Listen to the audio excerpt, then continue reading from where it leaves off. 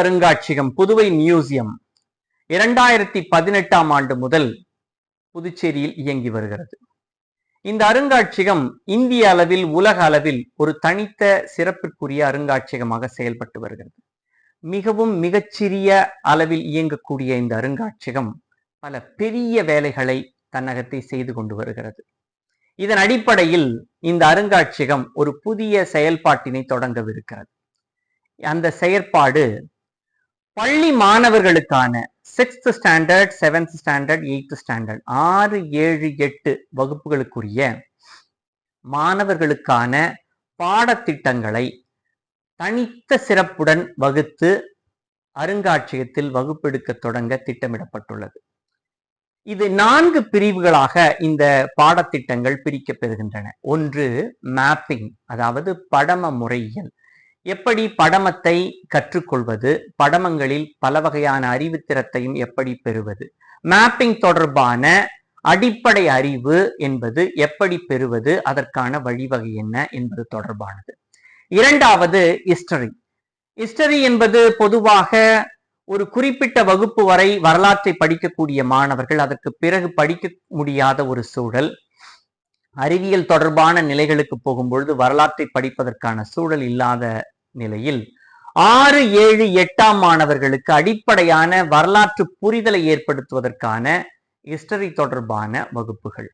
மூன்றாவதாக, இப்பொழுது இருக்கக்கூடிய மாணவர்கள் அவர்களுடைய வாழ்க்கை நிலையில் இருக்கக்கூடிய சிக்கல்கள் தொடர்பாக எண்ணி பார்த்து எத்திக்ஸ் என்ற ஒரு பாடத்தை நம்முடைய அருங்காட்சியகத்திலிருந்து நடத்த தொடங்கி இருக்கிறோம். எத்திக்ஸ் என்பது அறவியல். நம்முடைய மரபு, நம்முடைய பண்பாடு, நம்முடைய செயல் வடிவங்களை எல்லாம், நம்முடைய மரபு சார்ந்த செயல் வடிவங்களை எல்லாம் குழந்தைகளுக்கு கொண்டு செல்வதன் மூலம் அவர்களுடைய எதிர்காலத்திற்கு, அவர்களுடைய வாழ்க்கைக்கு ஒரு தெளிவான பாதையை வகுப்பதற்கான ஒரு பாடத்திட்டத்தை நாம் வகுத்திருக்கிறோம்.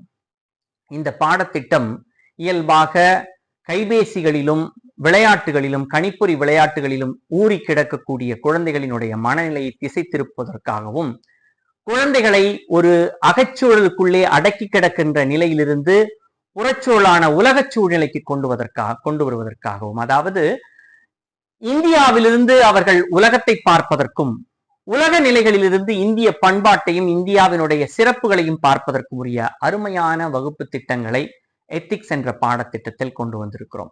நான்காவதாக லாங்குவேஜ் என்று ஒரு பாடத்திட்டம் கொண்டு வந்திருக்கிறோம்.